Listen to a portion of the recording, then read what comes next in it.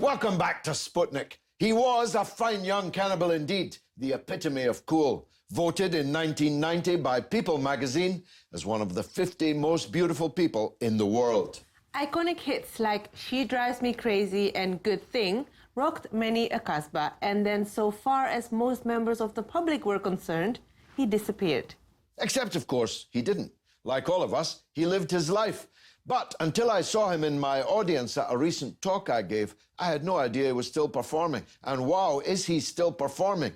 And I thought that a wider audience, young as well as old, deserved to hear what happened next. So I'm glad to welcome on board the Sputnik Roland gift.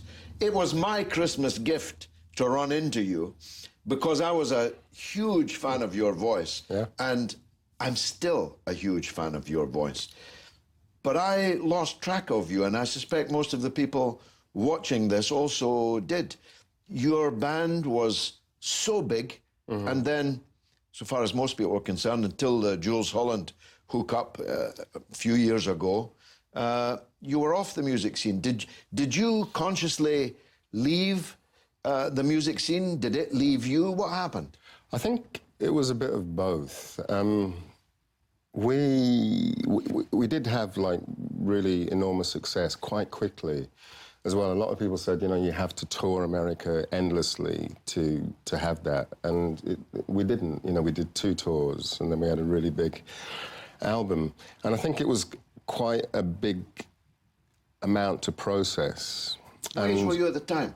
About 28. You weren't a teenager? I wasn't, no, and I'd kind of had a bit of a life. I'd done all my drugs before then, so I didn't have to go through that. Thank God for I'd got that out of my system. But I hadn't had that kind of attention. And when we did our first album, we were based in Birmingham. I was living in London, but I'd commute up to Birmingham. We were based there. When we did the second album, we were based in London. And then we thought it'd be a good idea to go to New York to do the third album. But that didn't really work out so well. You know, it was quite a distracting place. And Why, is it work ethics or what? just everybody comes. I mean, Because it is a place of where dreams come true, no? That's what they want to claim. I think New York, is a great place if you've got your stuff and you want to take your stuff to market, Yes. or you know, or to your public. But to actually sort of create, it wasn't such a great place. And Too many distractions? Too many just the energy of the Too place. many people finding you the most beautiful man in the world?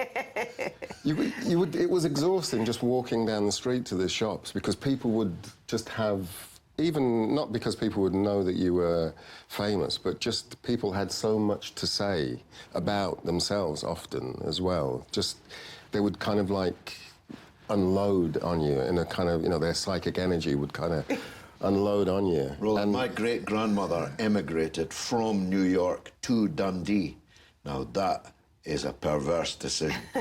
But Yeah. your move to New York was kind of the beginning of the end of Fine Young Cannibals? It kind of was. It kind of was. And we had this, we also had a strange experience as well, where we got robbed at gunpoint. Oh, my God.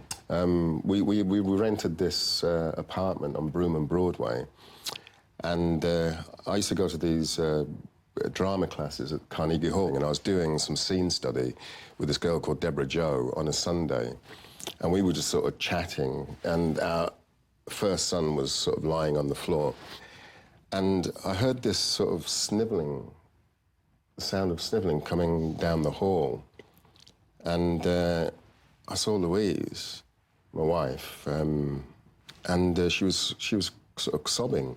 And then this guy stepped out from behind her, and then he goes like that with his hand, and he shows his gun, and he says, "Get down on the floor." And then he says, "Not you. You get up, tie them up." So I'm looking for stuff to tie them up. So I rip out a phone wire, I tie them up, and then he takes me, and we go from room to room looking for shiny stuff. And all the time I'm kind of thinking, you know, do I make a move, do I not? And then we go into the room where Deborah Joe's tied up, Louise is tied up.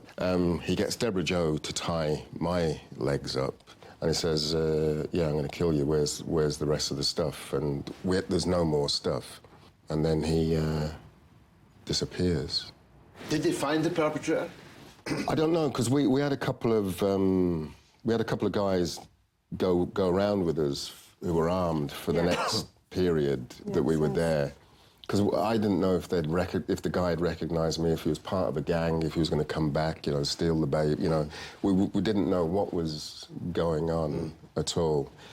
Acting was an interesting avenue down which you went. Not that many frontmen in bands have done that. Did you get a different kind of satisfaction from that? I sort of started out doing drama, really. Before music? Before music. I mean, when I moved to London, I was thinking about going to drama school, but then you had to audition, and you had to pay for auditions, and you have to audition in more than one place. Whereas to do music, you just sort of, you're with 2 or 3 people, you say you're a group, and you are, because you say you are. Yeah. And then you can go out and do gigs it's more easy than to put on a production. Of course. So, yeah, although, I thought I'd do music and then go on to drama, it was kind of, music just sort of took off. Yeah, really. Well, you were stratospheric for a period. Your music was absolutely everywhere. I've just been playing She Drives Me Crazy in the car, and remembering that once upon a time, I would sing that every day, every time it came on the radio. So you're back on the road. You've recently played London and Birmingham. What's next? Well, we did sort of 3 Christmas shows, sort of 3 Christmas crackers, we called them. And each show we've recorded the show, not visually, just the music. Yeah. And that'll be for a live album.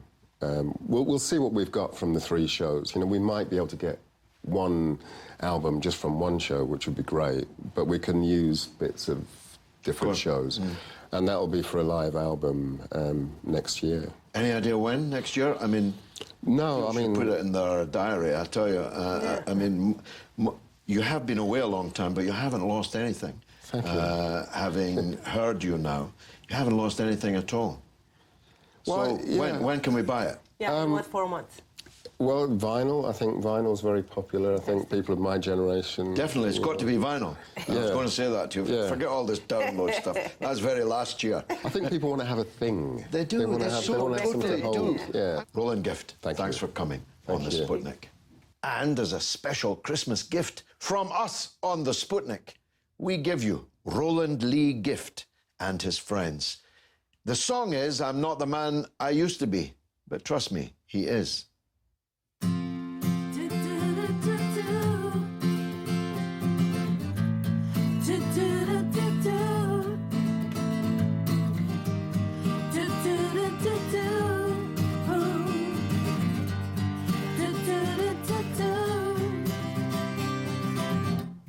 When I'm in trouble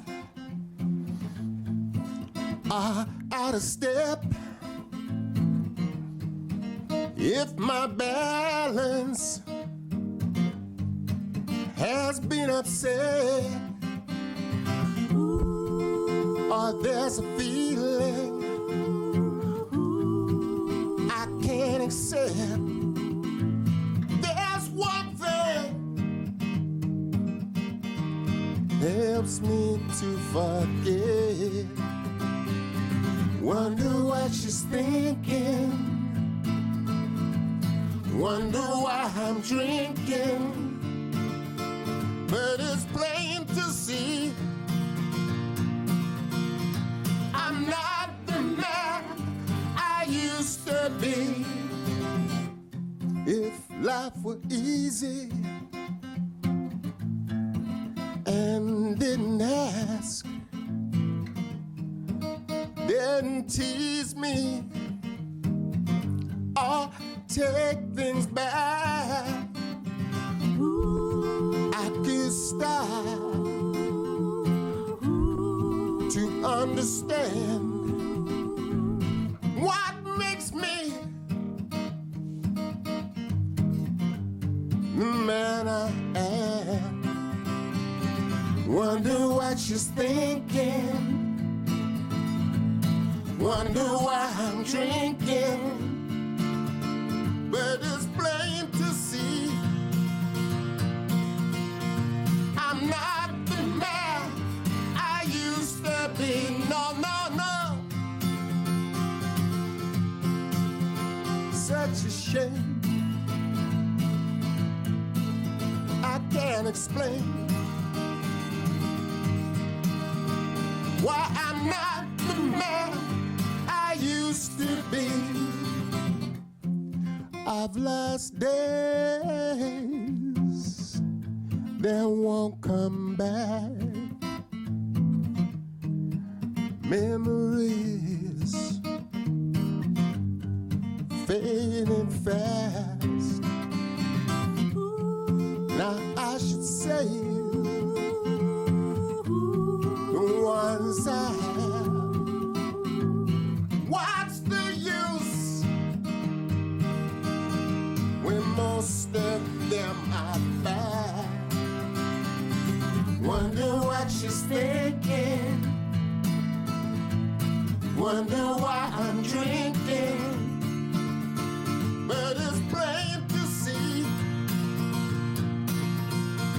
I'm not the man I used to be. No, no, no. I'm not the man.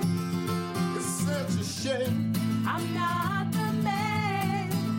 I can't explain I'm not the man. why I'm not the man I used to be. Don't know my name. I'm not the man. Do you know my name?